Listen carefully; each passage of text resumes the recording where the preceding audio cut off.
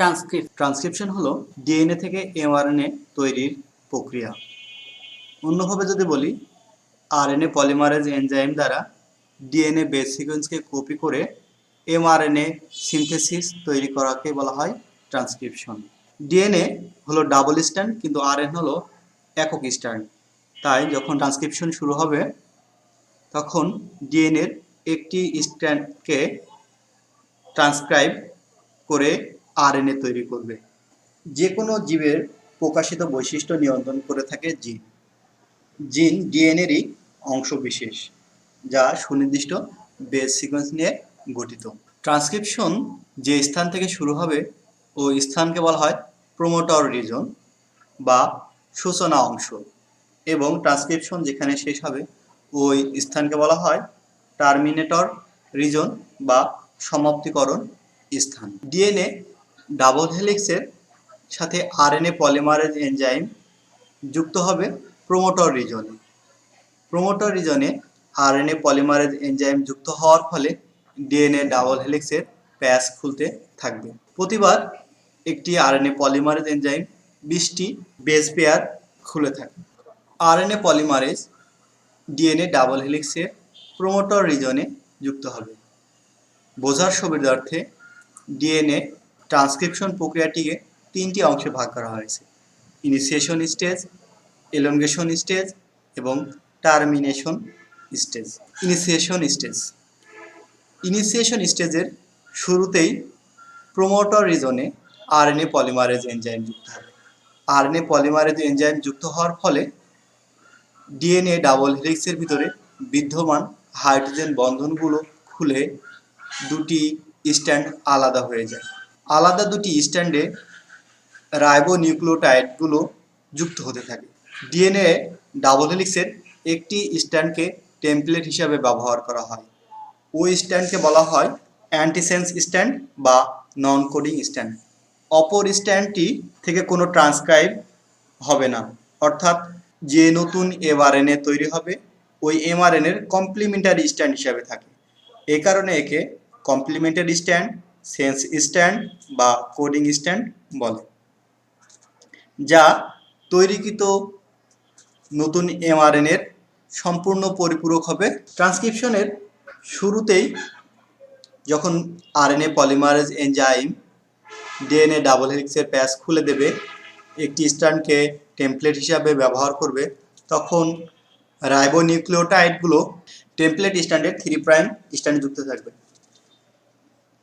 Template strand বা সাস হিসাবে RNA polymerase 5' to 3' স্ট্র্যান্ডকেই বেছে নেবে, কারণ নতুন এমআরএ স্ট্র্যান্ডটি অবশ্যই 5' to 3' মুখী হবে, কারণ দুটি স্ট্র্যান্ডই একে অপরের অ্যান্টিপ্যারালাল বা কমপ্লিমেন্টারি হবে। তাই নতুন সৃষ্ট এমআরএনএ অণুটি অবশ্যই 5' to 3' মুখী বৃদ্ধি পেতে থাকবে। রাইবোনিউক্লিওটাইডটি যুক্ত হচ্ছে কমপ্লিমেন্টারি স্ট্র্যান্ডের সাথে, এবং যে নতুন স্ট্র্যান্ডটি তৈরি হচ্ছে এমআরএনএ সেটি 5' to 3' মুখী বৃদ্ধি পেতে থাকছে, এবং কমপ্লিমেন্টারি বেস পেয়ারগুলো অবশ্যই একে অপরের পরিপূরক, অর্থাৎ অ্যাডিনিনের বিপরীতে হলো থাইমিন এবং গুয়ানিনের বিপরীতে সাইটোসিন।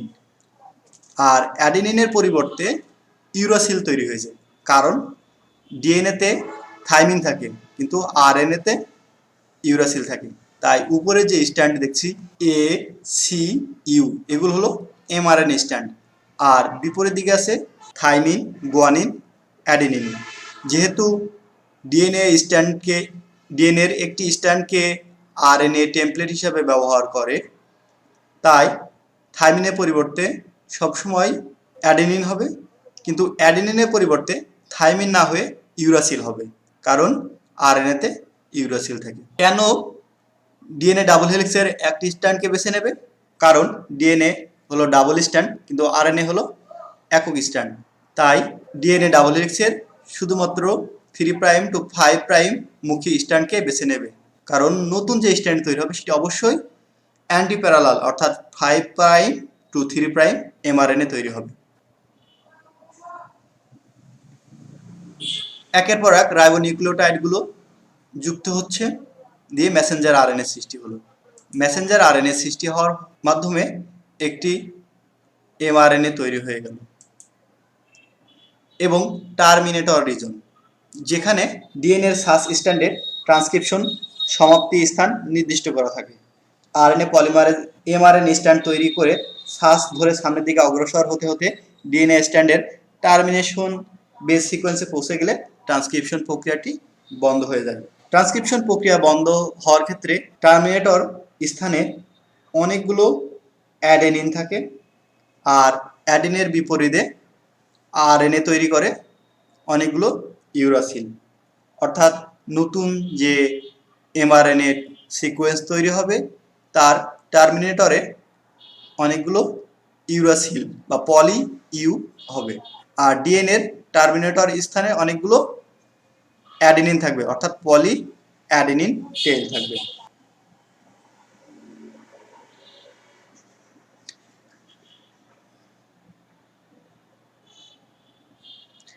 এভাবে তৈরি হয়ে গেল একটি এমআরএনএ। এই এমআরএনএকে বলা হয় প্রি এমআরএনএ। অর্থাৎ প্রি এমআরএনএর ভিতরে কিছু কোডিং অঞ্চল থাকে, কিছু নন কোডিং অঞ্চল থাকে। অর্থাৎ এই কোডিং অঞ্চলকে বলা হয় একজন, নন কোডিং অংশকে বলা হয় ইন্ট্রন। অর্থাৎ এই এমআরএনএ পরবর্তীতে অ্যামিনো অ্যাসিড থেকে প্রোটিন তৈরি করতে পারে না, কিন্তু একজন প্রোটিন সিনথেসিস এ ভূমিকা রাখে এবং জীবের বৈশিষ্ট্য প্রকাশের জন্য দায়ী। প্রি এমআরএনএ থেকে চূড়ান্ত এমআরএনএ সৃষ্টি করা হয়। সেক্ষেত্রে এমআরএনএ থেকে একজন অংশগুলোকে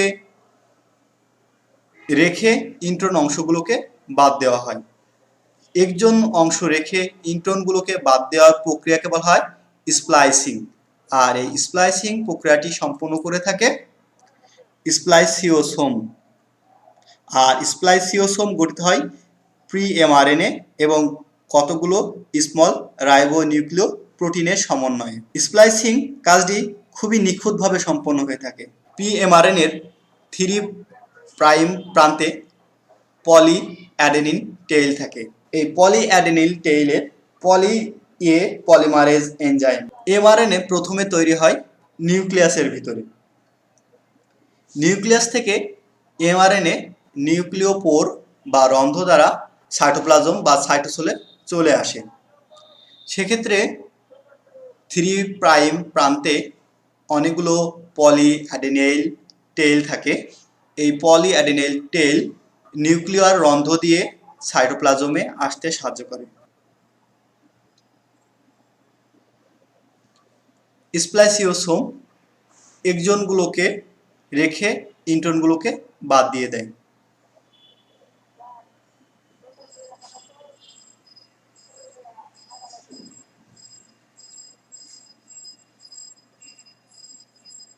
এভাবে একটি চূড়ান্ত এমআরএনএ তৈরি হলো।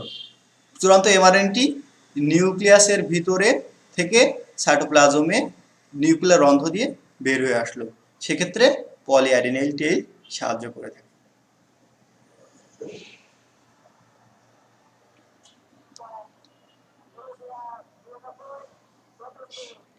চূড়ান্ত এমআরএনএ তৈরি হয়ে গেছে। এই চূড়ান্ত এমআরএনএ ডিএনএর সকল বৈশিষ্ট্যগুলো চূড়ান্ত এমআরএনএ ডিএনএর ভিতরে বিদ্যমান জিনের বৈশিষ্ট্য এমআরএনএর মাধ্যমে প্রোটিনের ভাষায় রূপান্তর করবে, আর প্রোটিন জীবের বৈশিষ্ট্যগুলো প্রকাশ করে থাকে। এমআরএনএর 3টি নাইট্রোজেন বেসকে বলা হয় কোডন। এক একটি কোডন এক একটি জীবের বৈশিষ্ট্য প্রকাশের জন্য দায়ী। আবার অনেক ক্ষেত্রে অনেকগুলো কোডনও একটি বৈশিষ্ট্য প্রকাশ করতে পারে।